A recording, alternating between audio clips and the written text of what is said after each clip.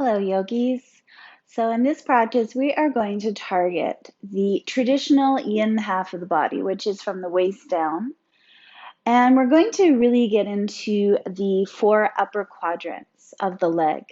So quads, abductors, hamstrings. And there's a variety of ways that we can get into those tissues. I want you to remember that all of these big muscles of the upper leg are surrounded by very large myofascial bags.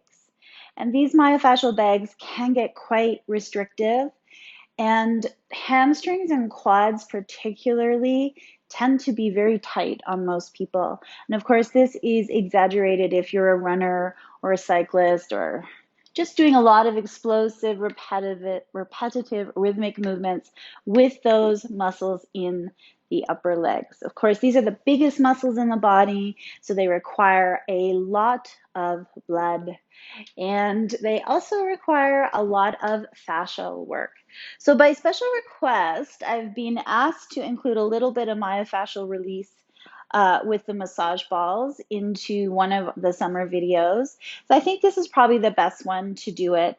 I understand that not everybody will have massage balls at home, so it's just going to be layered in as an extra option. You don't have to do it. If you do have massage balls, I encourage you to give it a try.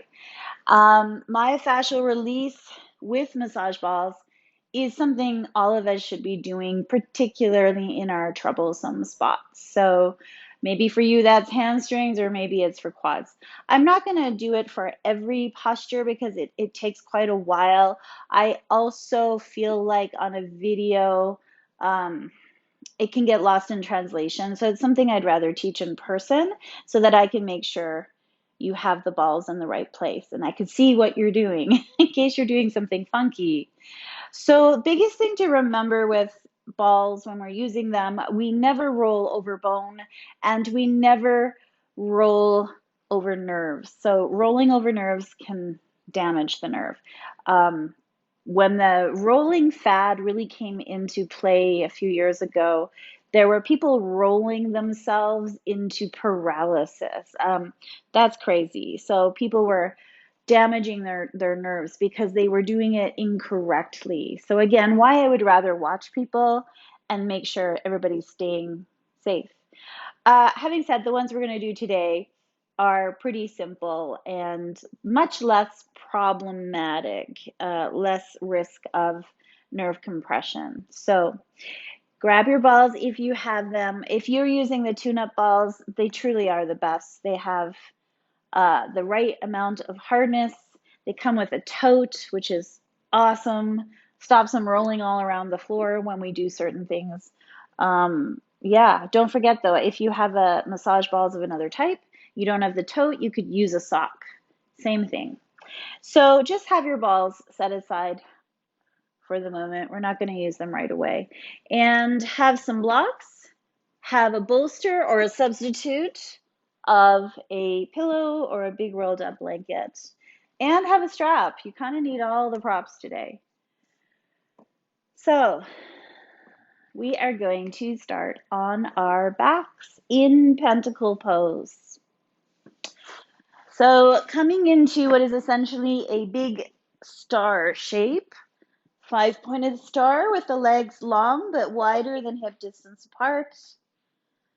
Arms out, chest height, palms turned up, backs of the hands grounded. And shoulder blades released to the earth. So let's just take a cleansing breath here to signal arriving on the mat. So inhale through the nose and exhale out with a sigh. So closing the mouth, unclenching your back teeth, releasing your tongue into lower palate of the mouth. Check in with that little space between the eyebrows. We want to unfurrow here. Eyebrows moving away from each other towards the ears.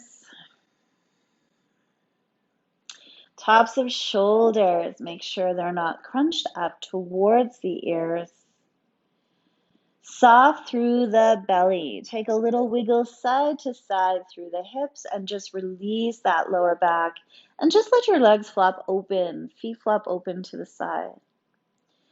So we're just releasing tension out of our typical holding spots here in the body, and we're encouraging the body to release and let go. Now let's take a scan through the body from head down to toes, and let's check in and awareness of areas where there is pain or injury or some sort of limitation. Maybe you're in healing mode. So this is especially important when we use balls and rolling. We really do not want to roll fascia when we're in our heightened state of fight or flight. We want to roll only from the good nervous system, so rest, digest, and repair mode.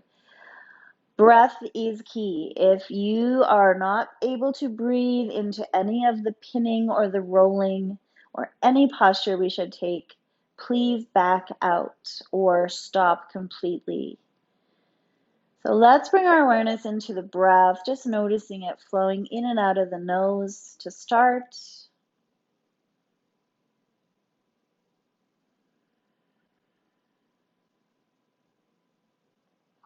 And I want you just to be the observer of your breath. You're not manipulating it or controlling it.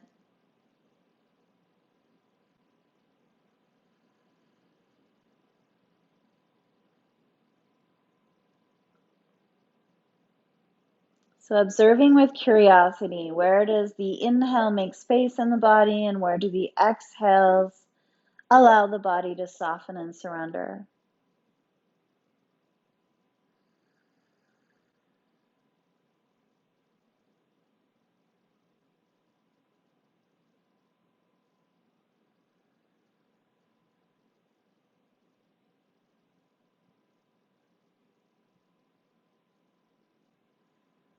And now you should notice your belly rising and falling with the breath. So switch your awareness from the nose down to the belly.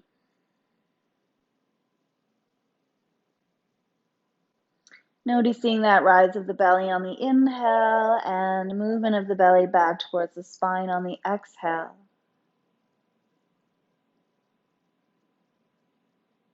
So diaphragmatic breath is key to our practice. It's just what keeps us in the good nervous system. Now your breath will continue to change here as we move deeper into the practice, and those exhales will get longer and longer. So in yin yoga, we call the exhale the yin part of the breath.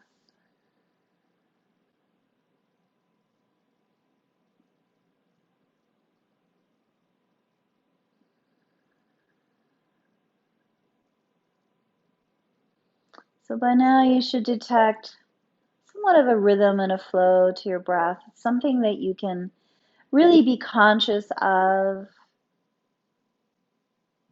but it should be effortless concentration. And we're just going to anchor our minds onto that breath and give the mind a job. Focused concentration of the mind. Effortless concentration of the breath.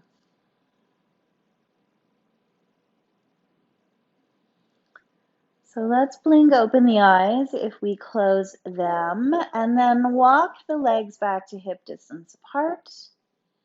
Bend back through your knees and plant your feet. So we'll come into Ardha Shavasana, or what we often call our neutral position. And we are going to start with getting into the hips and starting with the outer hip. And we're going to do it from a reclined swan position. Now, making sure you have your balls within reach, and that's about the only prop you should need here. So we're going to bring the right ankle onto left thigh. And we're going to bring our hands to the bony landmarks at the very front of our pelvis. So these are your ASIS joints. You should feel here that your pelvis is level from side to side. So we don't want any tipping happening either direction. And some of us, if we have really tight lower back and not a lot of external rotation, we might have dropped that right hip down. So correct and draw the right hip back up so it is the same height as the left. Once we have the pelvis neutral, we're going to bring the right hand in the side of the right knee, and we're going to start to play with our external rotation in that right hip. So you're pushing knee and shin towards the top of your mat. Pelvis stays neutral. So I usually keep one hand on my pelvis so I can tell if I'm moving the pelvis. Find your external rotation, maximum allowance here. And we'll call this level 1. So for some people, they don't have a lot of external hip rotation. They should just stay here, come into their breath, and allow this hip to get the work that it needs. Others may be able to come into a thread the needle position using either a strap or interlacing your hands behind the left thigh. So we're bringing in some hip flexion if we move to level 2. We need to watch the shoulders. They might have creeped up to the ears. And we really need to tuck that chin. No chins lifting up to the sky. Chin and forehead level. Now, some of you might be able to take that left foot and stack it right up over top of the right or the left hip. And the foot should be flat, like you're standing on the ceiling, and either curling those toes back towards the shin and pushing through the heel, or if that's too intense, just keep the foot as flat as you can. So find which of these levels, 1, 2, or 3, works in your body. So we're taking, all of us, external rotation into the right hip, but also getting into the abductors on the outer right hip.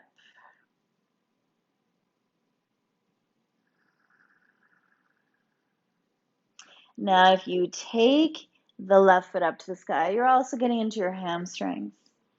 Don't worry if that's a place you can't get to. We will get to hamstrings later in a more accessible place for some.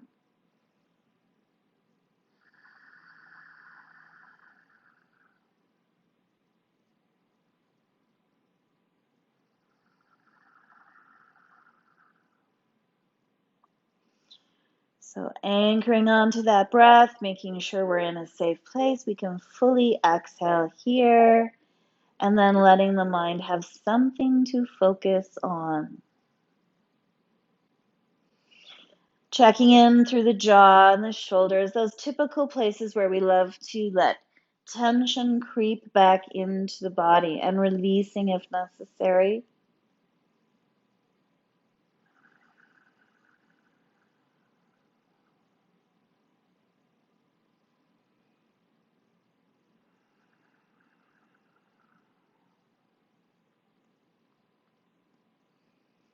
Few more breaths here.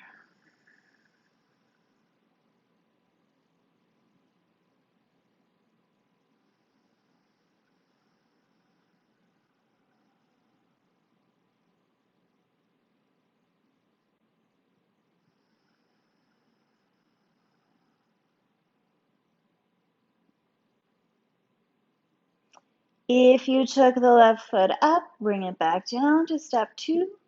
And then let's all of us return back to where we started with the right ankle on the left thigh, right hip in maximum external rotation, neutral pelvis. So here's where we're going to layer in the balls. If you don't have any balls, you could just stay here and get some more work into that right hip. It's all good. Remember, in yin, the longer the better, really. So if you do have massage balls, if you have 2, that's ideal. If you only have 1, it's okay. You can still do 1. So if you only have the 1 ball, you're only going to place it under the right glute. And I'm talking smack dab center like a bullseye of the gluteus maximus. If you have two balls, you're going to do it in the middle of the right glute and the left glute. So lift up your hips enough to get those balls in the dead center of your glutes. Now, here's where we want to use some technique. Once we pin an area, in this case glutes, but also big back fascia train, we want to just do gentle melting pressures. You don't want to smash yourself into the balls, though we do have some myofascial techniques called smashing. We're not doing it here. We just want to let our body weight melt around the balls. So gentle melting pressure. This is pinning. We want to make sure the breath is flowing. If you're only sipping air and you cannot exhale, come take the balls out because it's not going to do you any good. No benefits there. In fact, you could make it worse. So myofascial release involves being in the good nervous system to get any benefit at all. So we'll take a few more breaths here, just pinning. Now there's some different things we can do. So obviously we're pinning the fibers of gluteus maximus. And the way that they run, their direction, we can do some cross fibering across those more vertical muscle fibers in the glutes. So just taking the hips and shifting them over a little bit to the right side of your mat, the balls will start to cross fiber into the glute. And then slide the hips over to the left side. So obviously you're not going to do this big sliding motions because you'd lose the balls from in the glutes. And you're just going to cross fiber here. Now you might come to some sticky spots where it's a little tender. If you can pause there and breathe into it, great. If it's too much for the breath to flow, back off a little. Find a spot where you can breathe. So there's some myofascial release of the glutes. The glutes are big powerhouse muscles of the body, and they deserve some attention. In yin, we don't really do anything specifically into the glutes because of where they're positioned in your body. But by doing some myofascial release like this, and just the different positions that we get into, we do get into the glutes. In this posture, we're also really getting into glute med. So a couple more cross fibers, a little bit of pinning on some tender spots if you can. And of course, sometimes the balls roll away and you got to put them back in.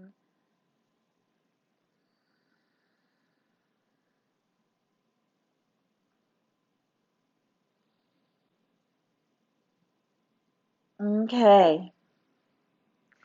Come back to center and stillness. Lift their hips up, take your balls out, set them down where you can still grab them. Let's release that right ankle from the left thigh and come back to our neutral position in Ardha Shavasana. All right, let's try that on the other side. Left ankle coming onto right thigh. Hands back to bony landmarks, front of the hips. Pelvis is level from side to side. If you drop the left hip, draw it back. Left hand inside of left knee. Let's see how much external rotation is available in this left hip. So pushing knee and shin towards top of the mat, keeping pelvis neutral. Find your maximum. Maybe it's right here. This is where you need to stay on level 1. Or strap or interlaced hands behind the right thigh. Checking in through tops of shoulders, tucking that chin so it's not lifting to the sky. Maybe you stay here in level 2. Or maybe you can stack that right foot right up over top of the right hip. Foot flat, standing on the ceiling. Intensifying it would be to push through the heel and curl the toes back towards the shin. So that's really going to get into that back line of hamstrings and calves. And like I say, we'll get in there later, so don't worry if you can't go here right now. If your foot doesn't stack over the hip, you are in danger of really irritating your lower back. So let's not do that. Come back to our breath. Make sure breath is flowing, body is in an okay place.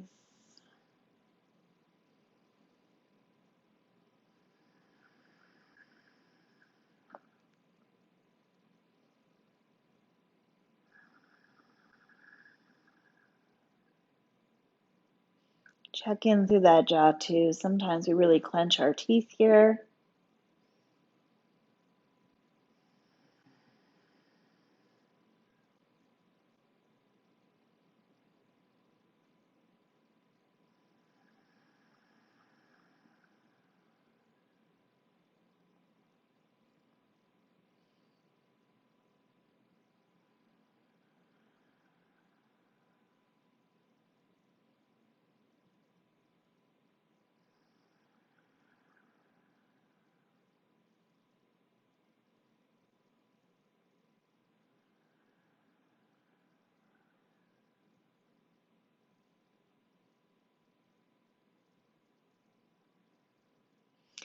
Few more breaths here, wherever you are.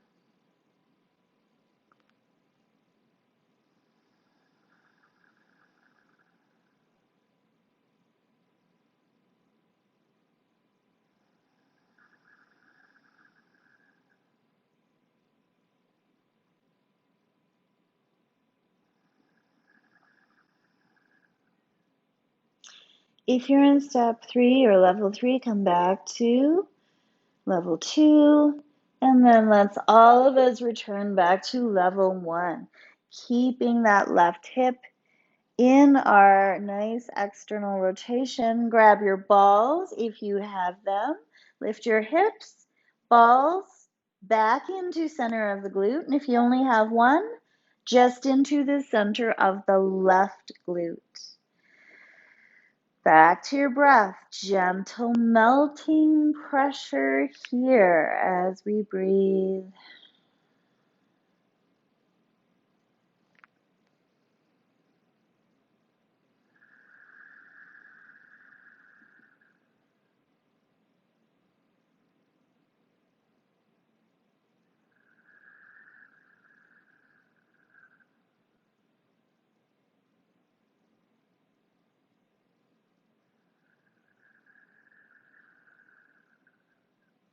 And let's start some of the movement of the hips from side to side so we can cross fiber through glutes.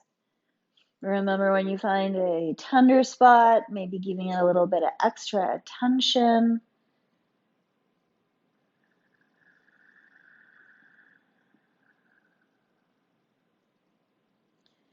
Staying with your breath the entire time.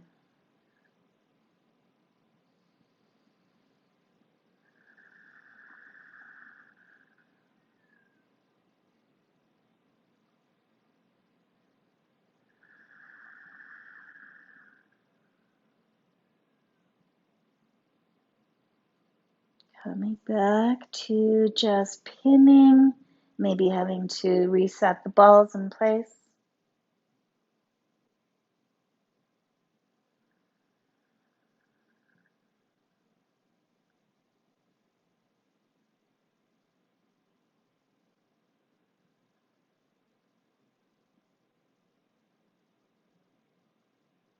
And then lifting the hips up, taking the balls out, balls just off to the side.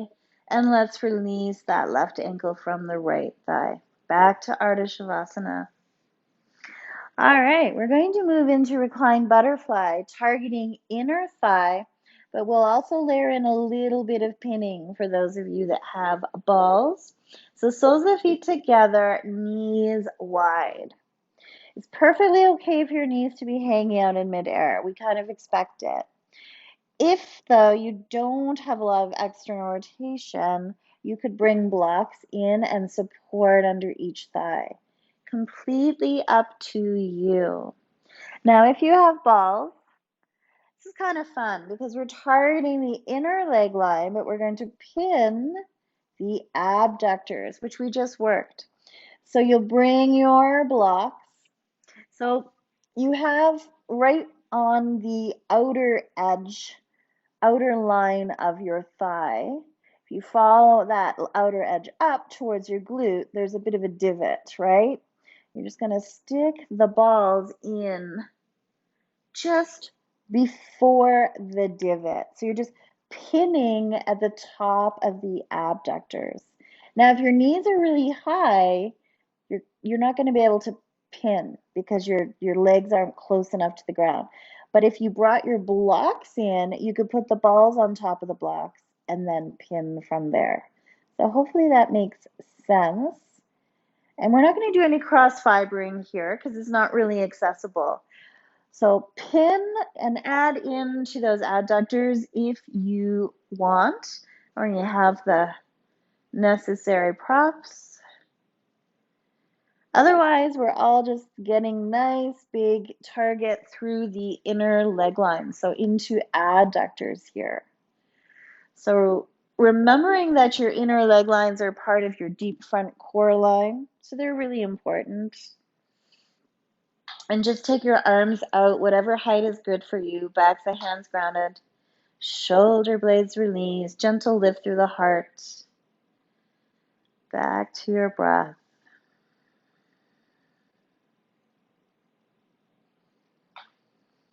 So lots of nice external rotation into both hips now at the same time as we target inner leg line and maybe pin the outer leg line.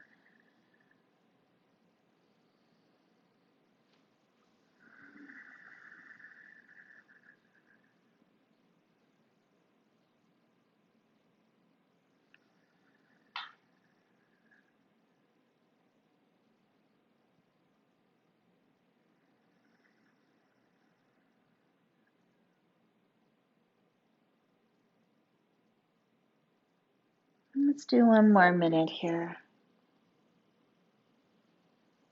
Focusing in on your breath.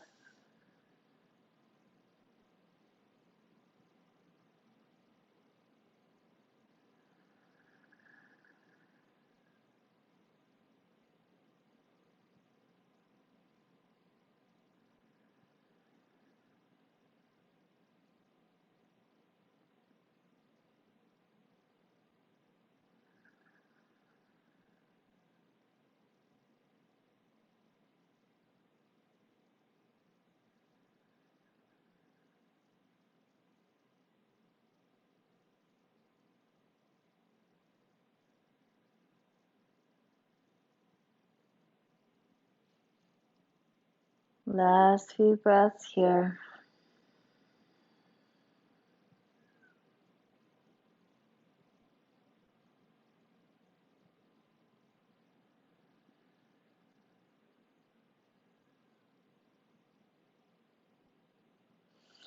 All right, if you took the balls and pinned, please just take them out, take them off to the side. If you have blocks under your thighs, take the blocks out. Let's bring our hands in under the thighs and we're going to gently support the knees to touch. We're going to keep the knees touching for a moment and walk the feet wide. Nice counter pose for those hips. This is internal rotation of the hips. And a little bit of a target back into that outer edge that we just pinned, maybe.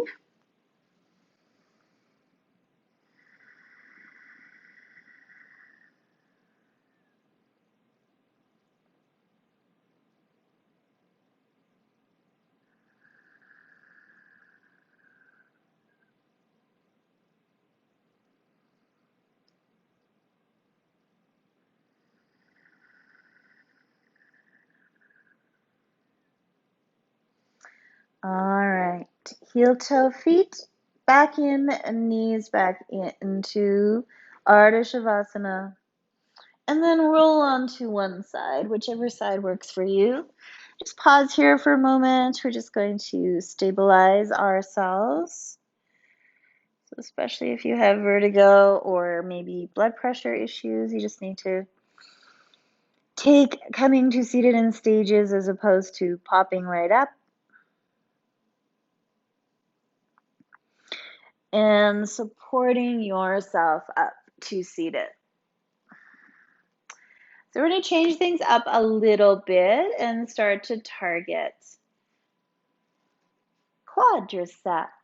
So we're going to do deer pose because deer pose is an amazing pose for a few reasons. So we're going to start with right lower limb parallel to the top of your mat and left leg tucked behind.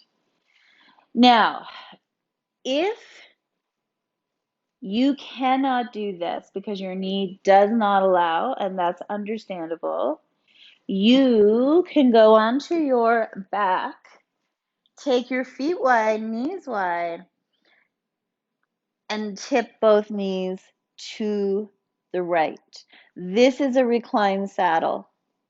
So your left hip just internally rotated, right hip externally rotated. That's what we are doing in upright deer. So there's your modification if you need it. Now, when you're in the upright position, it's a little more challenging because your body weight is now over top of your hip setup. Some people need to walk their feet out a little bit from them to feel a bit more grounded and centered. Others prefer the feet closer in. So you need to find what works in your body. Now that left sit bone might be a little bit lifted, could be a lot lifted, and you're leaning off to the right. Remember, left hip has internally rotated. If internal rotation is not something that is really available in your body, you're going to be tilted. Try to think of being as centered and grounded as you can. Intention is important, even if execution is lacking. So while we're here marinating in deer, there's a couple of things we can do, or one thing we're going to do, and that is do a little bit of rolling up and down. Remember with the lateral seam here. So we already pinned a bit of the top lateral seam. So from below the knee, not on any bone, so into just the meaty part of the outer lateral seam, down towards the ankle bone, but not rolling anywhere near the ankle bone. Okay, so it's not a huge difference. And what I tend to do is I break my leg up into two sections, so top and bottom. You start by pinning, let's say you're going to start near the top. You get right into that meaty outer edge. And then you just lift your right foot up a little, and then you just start to do a little roll up and down. Never near bone. So this right hip is still externally rotated, and we're just getting a little bit of rolling. So sometimes this little strip of fascia here is pretty tight. Again, if you're a runner, you do a lot of walking, cycling.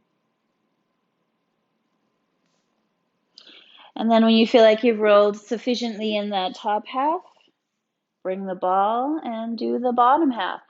Stay away from the ankle bone. We do not want to roll into bone. There's no benefit and it feels yucky. And a lot of our nerves become very superficial near bone. So let's stay away from that. All right, there's a little bit of rolling. Now I'm just going to turn on my mat so you get a better angle. You're just going to stay right where you are. And we're going to do a little bit of target of the quadriceps. So if you have a bolster or a cushion, bring it in behind your sacrum. And we're going to work on a reclined deer position. So Hands back behind you. You could also just take your blocks behind you and use those. Have one block handy though, just in case you can do a lot of reclining and we'll prop you up a little differently. So hands back behind your hips, you start to lean back. So the target is your left quad. We do not want left knee to pop up away from the earth. That means you've gone way too far. Some of you might be able to come right back onto your elbows and forearms. Left knee is still grounded. Some of you might be able to take the one end of the block right into the skull above that bony ridge and hang out here, arms out. Just make sure left knee is not popping up. So any of those variations, we'll consider this the most extreme one. There would be another one, but I'm not going to demo that. It's rare that people could do it, and I'd rather, again, be there to watch you do it in person. This is enough. We're getting, if you've come this far back, you're actually getting a lot of extension into your lumbar.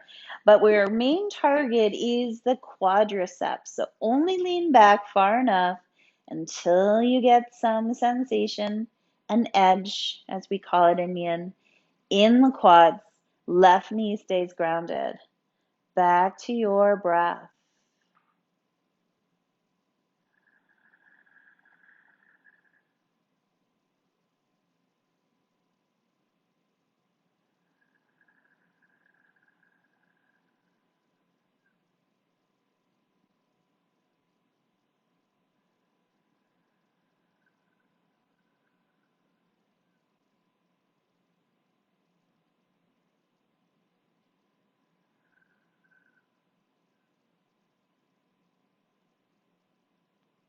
And now, if you did have to take deer from a reclined position, so feet wide, knees wide, and knees tipped to the right, you can take things up a notch by bringing your right ankle up on top of your left thigh. That's going to pull the left knee down and really target your quads. So there's something for everybody.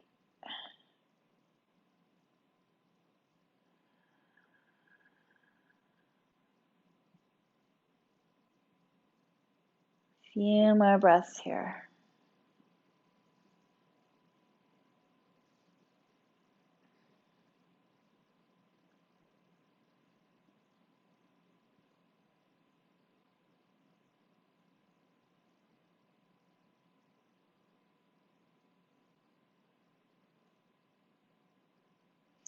Now, the further you recline back, the more you have to be really careful coming out. So come up in stages. And do not push your left hip forward of your right. Keep your hips level from the front. All right. Let's all of us lean over to our right and release that left leg. Take it out in front, both legs, and give a little shake out. All right. Other side. So again, if your knee needs some accommodation, stay on your back. Knees are up to center, and now you're going to drop them both over to the left. And just stay there for now. Otherwise, if you're upright with me, left lower limb parallel to top of your mat, right leg tucks back. So find your deer. You might need to walk those feet away or bring them closer. If you're right-handed, you just found your tight side, right? So you might be a little tilting off to the left. So again, just try to think of being as centered and grounded as you can. I'll just take a few breaths here and see what happens before we do any rolling.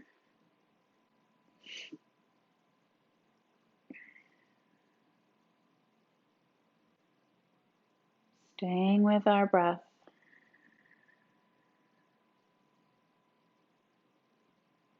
So it's the right hip this time that has internally rotated, whether you're on your back or upright. So it's the right quad that is going to get a little bit of target when we do our reclined version. So if you wish, bring the ball back into, start near the top of that outer seam in the lower leg. Pick up the left foot and then do your rolling through that outer edge. Not running over the bone near the knee.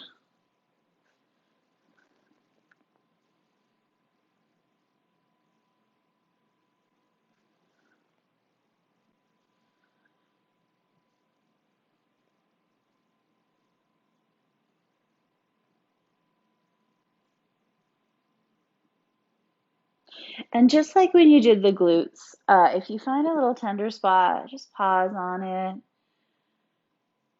And you could really put more pressure on by leaning into that leg, but only if you can stay breathing into that. Remember, no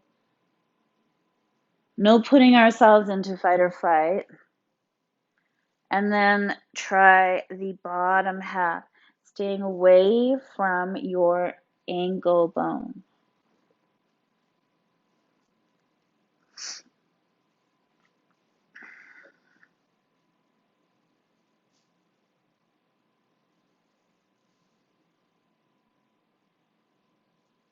And again, if you find a little sticky spot,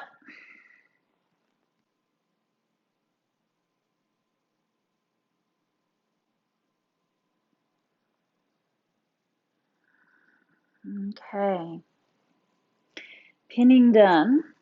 Again, I'm going to move. You don't need to. You just stay where you are because it's time for reclined deer. So if you're on your back and you have both knees over to the left,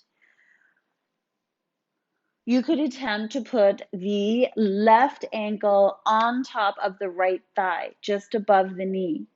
That's going to pin down that right quad group a bit. So it's going to target the quads much more. If you're sitting upright with me, with your props, whatever props you're using, in behind your sacrum, take our hands back behind the hips and start to lean back.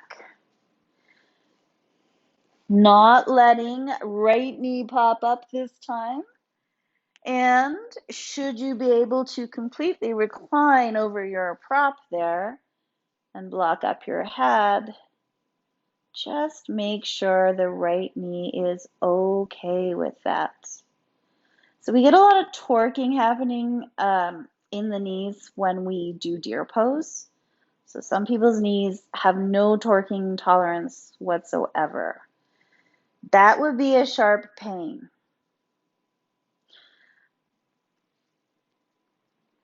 Which my right knee just said, please don't do that. The things we have to do.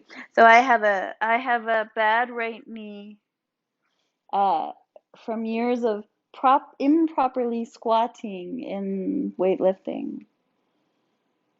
So I have to be really careful with it. So this is the whole thing. We all have different issues in our tissues.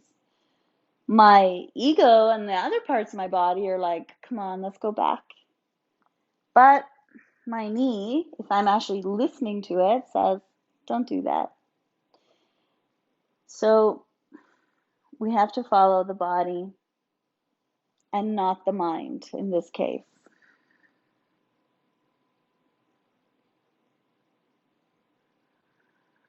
Now, a lot of the times, tight quads or tight myofascial bags around the quads will give knee issues because it's going to stop your knees tracking as well as they should.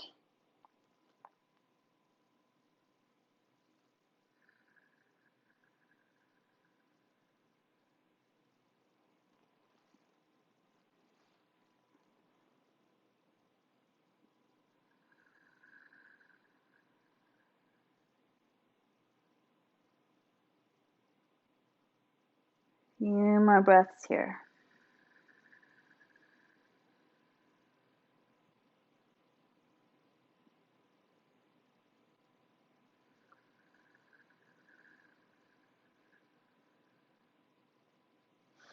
All right, remember if you went and reclined quite far, you need to come up in stages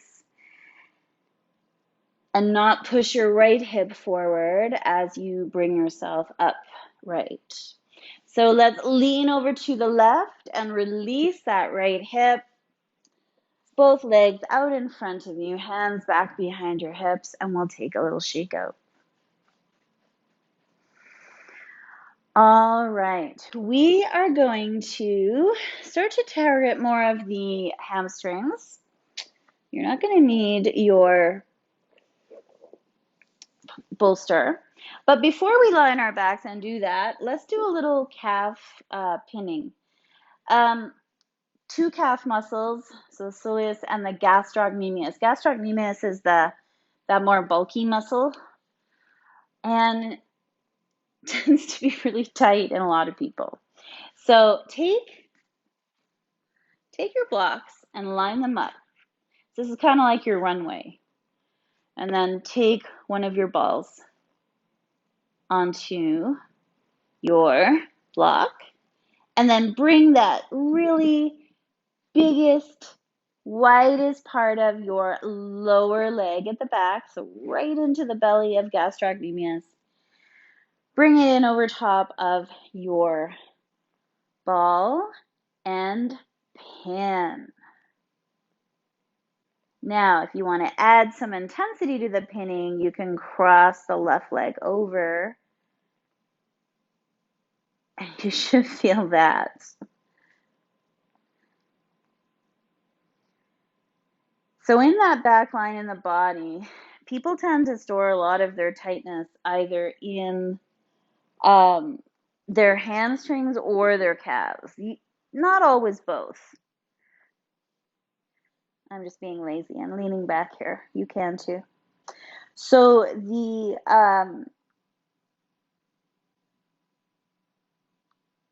calves, if they're super tight, can affect the plantar fascia, right? So a lot of times plantar fasciitis, which I can get off and on, comes from tight calves. So pinning is good. Now, we can do some rolling, cross fibering. So you could keep it up on the block, but if that's a bit clumsy, and I personally find that a bit clumsy, just pin into that gastrocnemius. Just move your left leg away and then cross fiber. Of course, I have a blanket here, so it's not really cooperating, but just cross fiber. And you can turn your toes out, turn your toes in. That's internal, external rotation.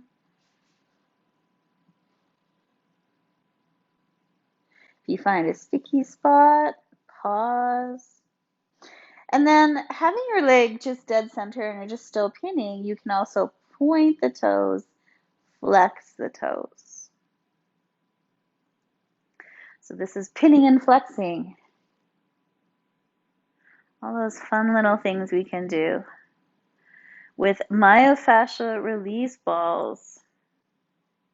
All right, now, before you go into the left leg, just take stock a moment and see, just after even that, it's not a lot of work.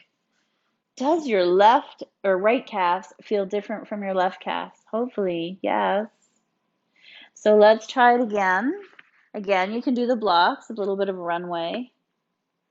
And find the big meaty part of your calf right into the belly of gastrocnemius. If you want to be lazy like me and lean back, you can. And pin. And then if you want to intensify the pinning, you could, ooh. So again, make sure you can breathe.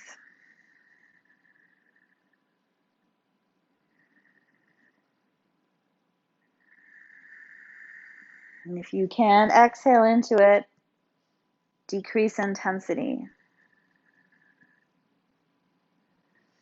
So when we set off our fight or flight nervous system because our body's like going, oh, no way, your whole body actually, all your fascial network just kind of goes into fright and and activates, and that's not a place we're going to get any benefits, right? You want to be relaxed and breathing and telling the body it's okay to be here.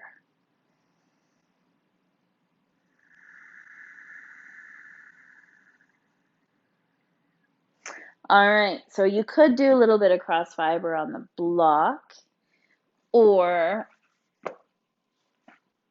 if you want to just do some cross fibering with the ball on the floor. And remember, you can turn your toes out and in, internal, external rotation.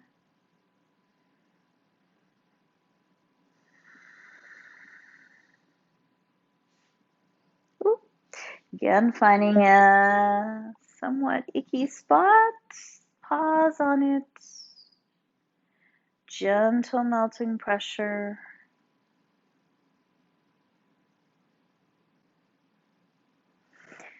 And then coming back to just pinning, and you can point and flex the foot. So pinning and flexing.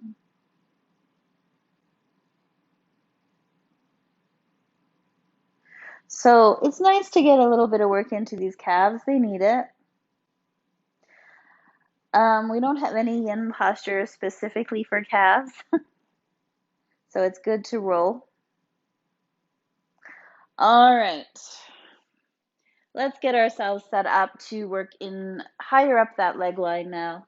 You're not going to need your balls, so you can set them off to the side, and you're not going to need blocks. But you are going to need a strap. So bring your strap with you as we come down onto our back into Ardha Shavasana. So folding your strap in half, take the loop to end under the right ball of the foot. Right foot up to the sky. Micro bend or bigger bend if you're really tight in these hamstrings.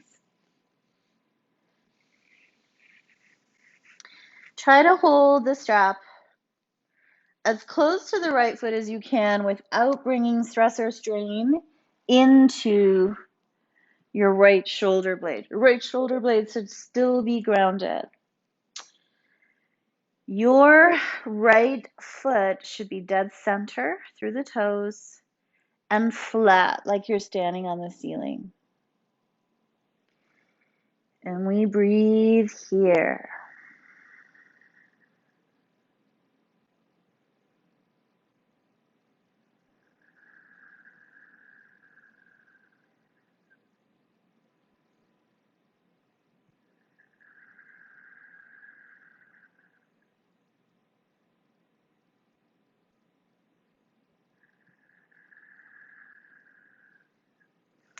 Now,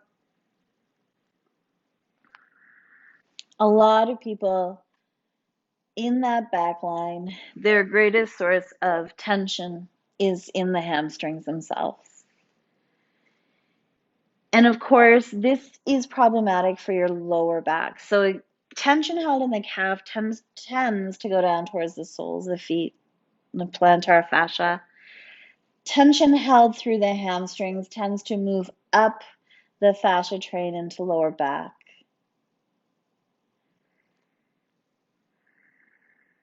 So one of the things about yoga, when we're doing regular yoga practice, not yin yoga, when we're doing hatha yoga or ashtanga yoga, for example, we do a lot of forward folding.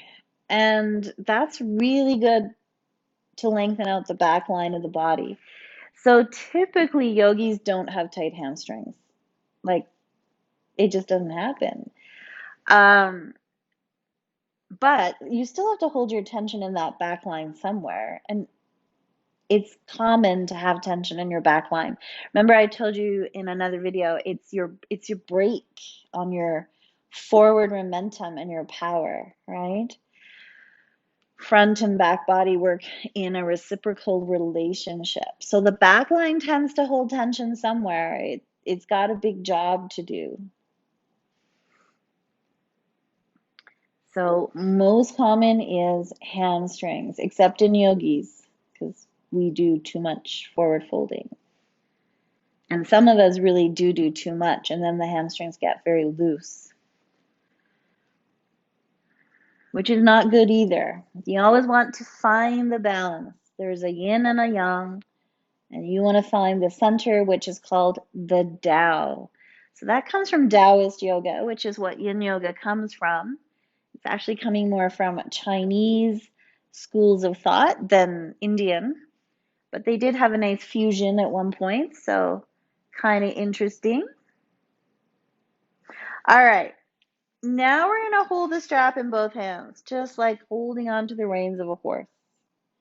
Now, I encourage you just to keep the left leg bent. It's just nicer to focus on one leg at a time.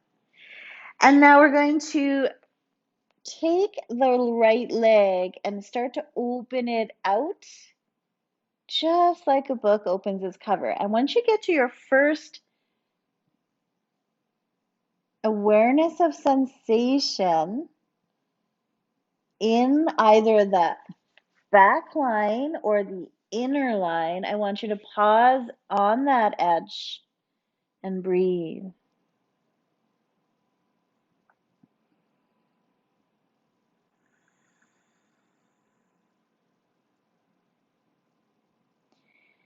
And then when it dissipates, you continue the journey out. Now remember, your sacrum has to stay completely grounded and there's no tipping happening through that pelvis.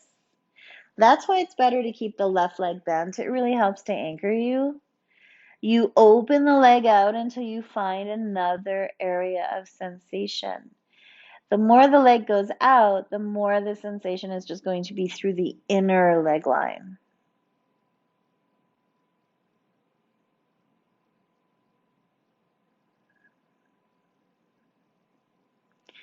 And when that edge dissipates, you keep going. Now, eventually, you're going to reach your end range of motion. We don't recommend just hanging out there. Back off about 5%, and that's where you'll stay. That's going to be more beneficial than pushing into your end range of motion. More beneficial, less chance of injury. So we're really stressing that inner leg line again, but in a different way this time. Our hip is not externally rotated. Our hip is in abduction. Stay with your breath.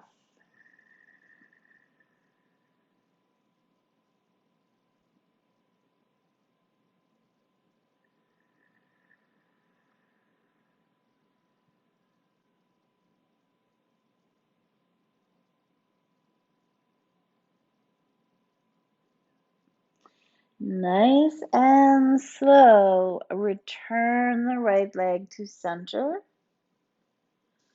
Release your strap, and let's take both legs long and check in with the body. So how does that right leg feel in relation to the left? There should be noticeable differences. Often it feels like your right foot just wants to flop open more. Your right leg feels longer and lighter. Even your right lower back might feel less tension in it. It's more release to the earth. It's so good to check in between sides and really notice how these things actually make a difference. Because if you notice the difference, you'll be more inclined to do it. All right, let's bend back through the knees, back to Ardha Savasana, strap back to folded in half, and strap in under a ball of left foot. Left foot to the sky. So again, just hold the strap in your left hand as close to the left foot as you can, but not stressing or straining. Left shoulder, toes dead center, foot nice and flat. You want to intensify, you push through the heel and you curl the toes back towards the shin. Again, I encourage you to keep just the right leg bent and just stay nice and grounded here. Focus on one leg. Back to your breath. Micro bend or a big bend, depending on what's going on in your hamstrings. Never hyperextending. We don't want to do that. I mean, it's fine to hyperextend. You do it every time you go up a staircase, but we're not going to hang out here in hyperextension. That's not our intention right now.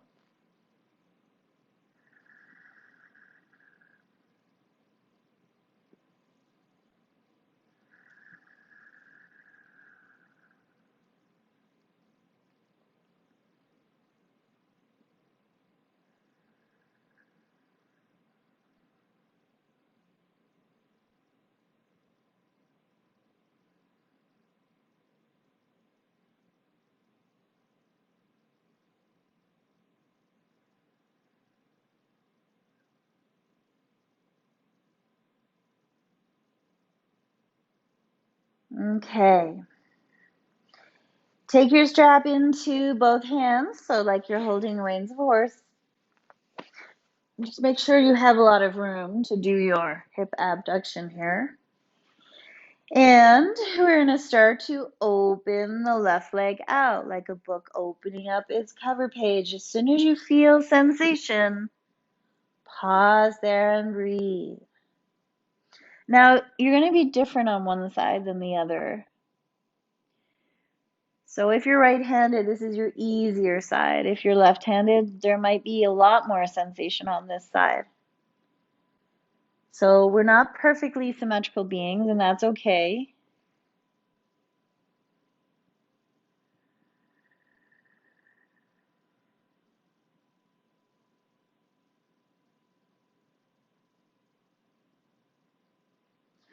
So just being mindful of the sensations you encounter and where you encounter them. So targeting that big inner leg line again. But because everything is connected, you could conceivably feel it in the hamstring still. You could be feeling it in the outer hip.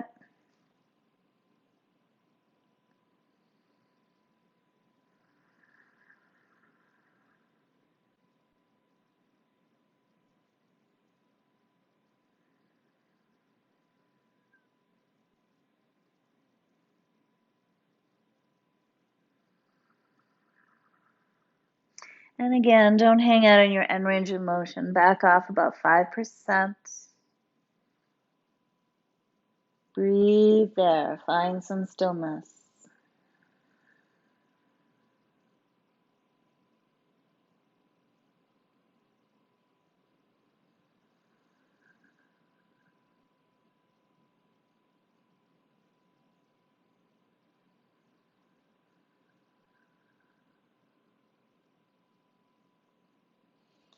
Nice and slow. Left leg back to center. Release the strap.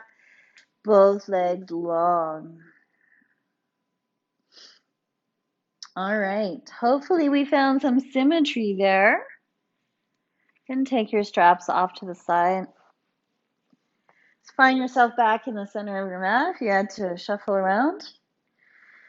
Wiggle those hips side to side. So we're going to finish our practice with one knee supine twist. It's going to nicely target those outer hip areas again. So keep your right leg long and bring your left leg in 90-degree angle. So left knee is above left hip. Take your left arm out, chest height, and ground through left shoulder blade, back of hand. Take the right hand on the outside of the left knee and twist over to your right. So we want to keep our left shoulder blade grounded as we twist to the right. So we're really targeting back through the IT band, through the outer hip stabilizers, abductors, also right up through the glute and into the lower back. Come back to your breath. Now, if you feel uncomfortable hanging out in midair, as in you can't relax here and you're gripping through the outer thigh, take a block and block up underneath you, wherever you need to be. It is perfectly okay to hang out in midair, though, as long as you can release and let go. What's interesting about not blocking up is you start to see the creep happening and you start to notice how that left knee wants to start to sink towards the earth. We're really targeting our spiral line of fascia here. Opposite hip and shoulder relationship, in addition to our primary target through outer hip.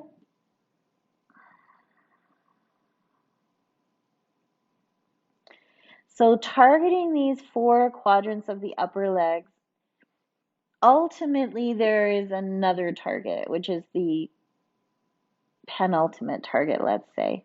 So your lower back. All of these quadrants fascially connect and feed into your lower back, where you have very dense sheets of fascia called the thoracolumbar fascia. Dense sheets of fascia. It's why 8 out of 10 Americans have backache, dehydrated fascia. If you do yoga, you don't get as dehydrated. I guarantee you, if you do more yoga, if you're doing it correctly, the backaches go away. Of course, you have to be really careful that there's not some discogenic reason for backache, which is why you have to visit your doctor, rule out bulging herniated discs and a host of other things that could be happening in there. So you always want to do due diligence. But a lot of times people just have backache because their fascia is just tight, dehydrated. It needs some work. All right, let's slowly unwind onto our back and extend that left leg. Pausing between sides, noticing any sensations that happen after the release. Sometimes the release is achier than the hold. Keeping left leg long, right leg comes in 90 degrees. Right arm goes out, ground through right shoulder blade, back of hand, left hand on outside of right knee, and we're going to twist over to our left. So same thing on this side. You want to keep your shoulder blades grounded. Don't let right shoulder blade pop up. It's okay to hang out in midair, but if you cannot release through your outer hip, take a block and block yourself up. So here we go, targeting again. Upper quadrant, outer thigh, how it connects through the glute and right into your lower back.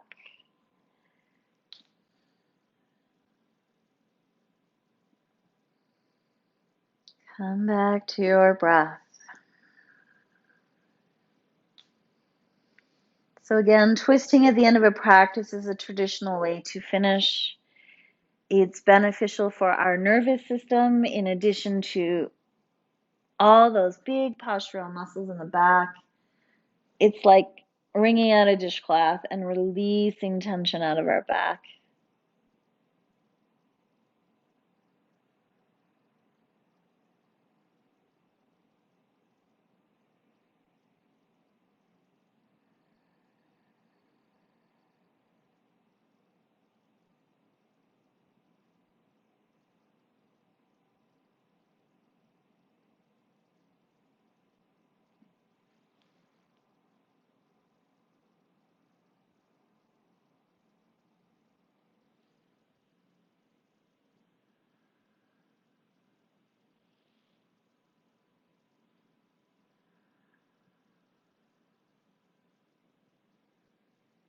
Last 30 seconds here.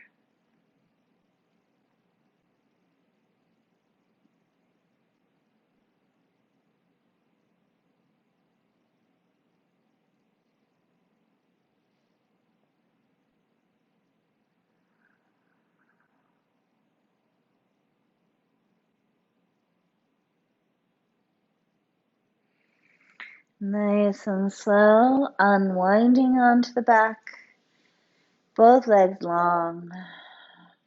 Let's take the legs wider than hip distance. Just let the feet flop open to the sides. Shoulder blades release into the earth. Slight tuck of the chin. Closing the eyes or softening the gaze. And let's just slowly rock the head from side to side. Like we're saying a really slow no to someone.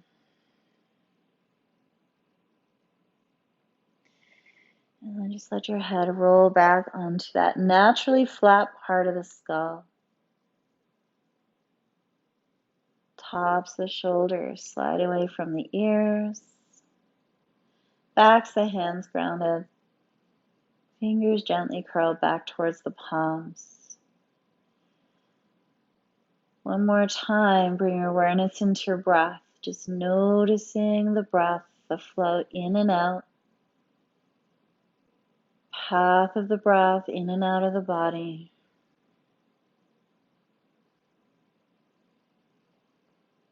Notice the correlation between the breath and the mind. So at the end of our practice, our breath has really slowed down significantly.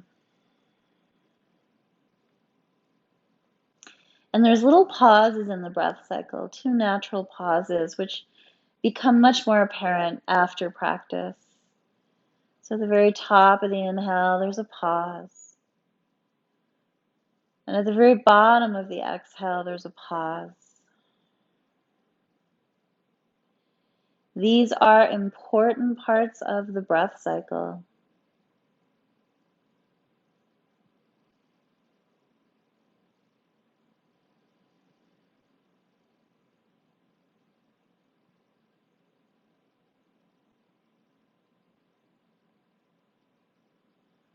So let's just take 3 cleansing breaths now.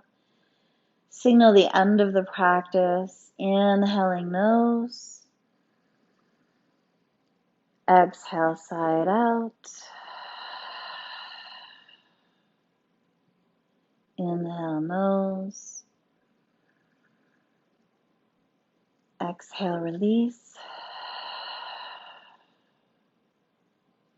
Last inhale. And when you exhale, fully empty those lungs. Let the breath go.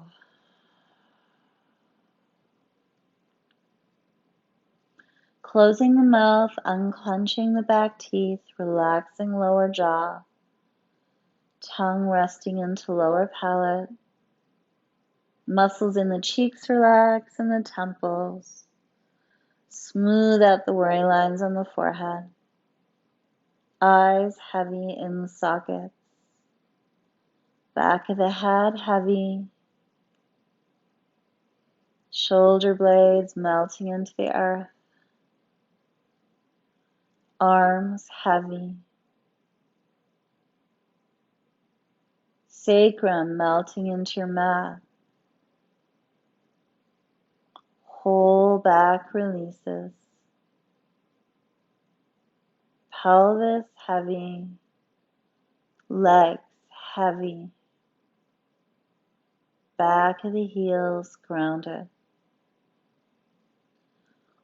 Whole back body heavy and grounded. Softness through the belly. Space coming into the heart center. Softness into the throat center. And let your awareness come to rest in that space between your eyebrows. Embrace the stillness here and the quiet within. It should feel like coming home.